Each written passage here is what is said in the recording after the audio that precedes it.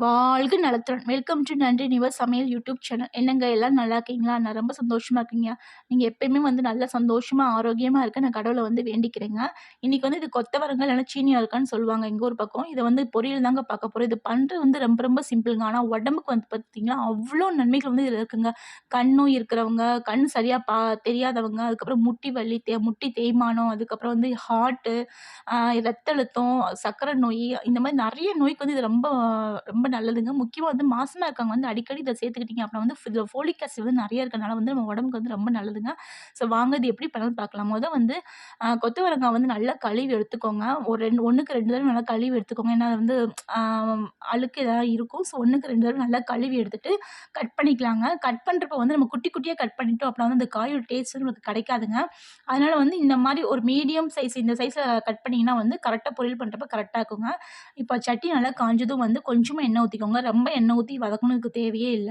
அதுக்கப்புறம் வந்து இந்த மண்சட்டி யூஸ் பண்றப்போ ஒரு சின்ன டிப்ஸுங்க. நம்ம கம்மியா எண்ணெய் ஊத்துறப்போ சுத்தி பார்த்தீங்கன்னா, ஒரு மாரி நம்மளுக்கு அந்த சட்டிலருந்து நெறைய புகை வரும். ஸோ அத தடுக்கறதுக்கு வந்து சுத்தி இந்த மாரி வந்து நம்ம கரண்டி வச்சு இப்டி தடவி விட்டோம்னா வந்து அந்த ஹீட் வந்து கொஞ்சம் கம்மியாகுங்க.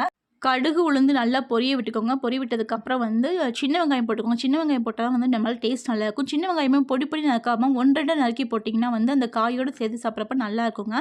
ஸோ வெங்காயம் வந்து நல்லா ஓரளவுக்கு வதங்குனதுக்கப்புறம் வந்து நம்ம நறுக்கி வச்சிருக்க சீனி அவரைக்காய் இருக்கு பார்த்தீங்களா, அதையும் போட்டுக்கோங்க. போட்டுட்டு இந்த காய்க்கு தேவையான உப்பு, மஞ்சப்பொடி போட்டுக்கோங்க. முடிஞ்ச அளவுக்கு வந்து வீட்ல வந்து கல்லுப்பு யூஸ் பண்ணுங்க. அதான் வந்து நல்லது. சால்ட் யூஸ் பண்றத விட கல்லுப்பு ஓரளவுக்கு நல்லதுங்க.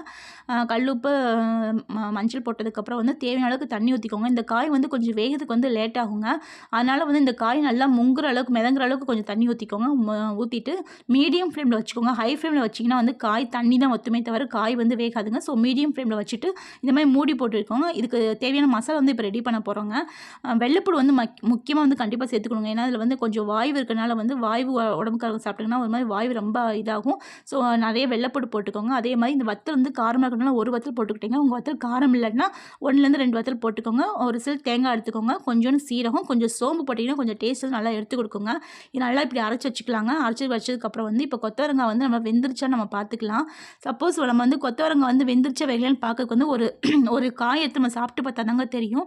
சப்போஸ் வேகலை அப்படின்னா இன்னும் கொஞ்சம் வேணுமா தண்ணி ஊத்திட்டு திரும்பி நம்ம மூடி வச்சோம்னா நல்லா வெந்துருங்க. இந்த காய் வந்து நல்லா வெந்ததுக்கப்புறம் நம்ம அரைச்சு வச்சிருக்க அந்த இது இருக்கு பார்த்தீங்களா, தேங்காய் எல்லாமே அரைச்சு வச்சிருக்கோம் பார்த்தீங்களா, அதை வந்து போட்டுட்டு ஒரு 1/2 நிமிஷம் வந்து நம்ம போட்டு பெரட்டி விட்டா போதுங்க. ரொம்ப நேரம் போட்டு பெரட்டணும்னு அவசியமே இல்ல. ஸோ 1/2 நிமிஷம் போட்டு நம்ம வதக்கி விட்டுட்டு அப்படியே ஆஃப் பண்ணி விட்டுட்டோம் அப்படின்னா வந்து செம்ம டேஸ்ட்டான கொத்தவரங்காய் இல்லைன்னா சீனி அவரைக்காய் பொரியல் வந்து ரெடி ஆகுங்க. சப்போஸ் நீங்கள் வந்து மத்தியானம் காய்க்கு வந்து இது கொண்டு போகிறீங்க அப்படின்னா வந்து இதில் தேங்காய் மட்டும் அவாய்ட் பண்ணிக்கோங்க. மற்ற எல்லாம் போட்டுக்கோங்க. ஏன்னா வந்து இந்த மாதிரி பண்ணீங்க அப்படின்னா வந்து இந்த காய் வந்து ஒரு 2 மணி நேரத்துக்கு நல்லாயிருக்கும். அதுக்கு மேலே போச்சு நம்ம தேங்காய் போட்டிருக்கனால வந்து வேகமாக வந்து கெட்டு போக சான்சஸ் இருக்குது. சப்போஸ் நீங்கள் வந்து டிஃபன் பாக்ஸில் கொடுத்து விட போகிறீங்க அப்படின்னா வந்து தேங்காய் மட்டும் அவாய்ட் பண்ணிக்கோங்க. இது வந்து இந்த காய் வந்து யார் யார் சாப்பிடக்கூடாது அப்படின்னா வந்து பத்திய சாப்பாடு இருப்பாங்க பார்த்தீங்களா, பத்திய சாப்பாடு வந்து நம்ம மருந்து சாப்பிடுவாங்க பார்த்தீங்களா, அவங்க மட்டும் இந்த காய் வந்து சாப்பிடக்கூடாதுங்க. ஏன்னா வந்து இந்த காய் வந்து அந்த மருந்தோட தன்மை வந்து முறிக்கிற தன்மை இருக்கும். ஸோ அப்போ மட்டும் அவங்க மட்டும் இந்த காய் மட்டும் சாப்பிட வந்து அவாய்ட் பண்ணிக்கோங்க. பத்தியம் இருக்கவங்க மட்டும் இதை அவாய்ட் பண்ணிக்கோங்க. மற்ற எல்லாருமே தாராளமாக சாப்பிடுங்க. அடிக்கடி வந்து சாப்பிட்டீங்க அப்படின்னா வந்து நிறைய நோய்களுக்கு வந்து இது வந்து தீர்வாக இருக்குங்க. ஸோ இந்த மாதிரி செஞ்சு கொடுத்தீங்க அப்படின்னா வந்து அந்த வெள்ளைப்பூடோட பச்சை வாடை எதுவுமே இருக்காதுங்க. அவ்வளோ டேஸ்ட்டாக இருக்கும். சாப்பிடவும் கூட சின்ன பிள்ளைங்க கூட வந்து சாப்பிடுவாங்க. அவ்வளோ டேஸ்ட்டாக இருக்கும். கண்டிப்பாக செஞ்சு பாருங்கள். உங்கள் வீட்டுக்கு உங்கள் எல்லாத்துக்கும் கண்டிப்பாக பிடிக்குங்க. செஞ்சு பார்த்துட்டு எப்படி வந்துச்சுன்னு கண்டிப்பாக எனக்கு கமெண்ட் பாக்ஸில் சொல்லுங்கள். உங்களுக்கு இந்த வீடியோ பிடிச்சிருந்துச்சுன்னா ஒரு சின்ன லைக்கும் ஷேரும் சப்ஸ்கிரைப் மறக்காமல் பண்ணிடுங்க. நீங்கள் பண்ணுற ஒவ்வொரு சின்ன லைக்கும் ஷேரும் சப்ஸ்கிரைபும் எனக்கு அவ்வளோ சந்தோஷத்தையும் மோட்டிவேஷனையும் கொடுக்குங்க. நம்மள மாதிரி சின்ன சின்ன யூடியூப் சேனல் மக்கள் சப்போர்ட் பண்ணுறாங்கன்னு சந்தோஷமாக இருக்குங்க.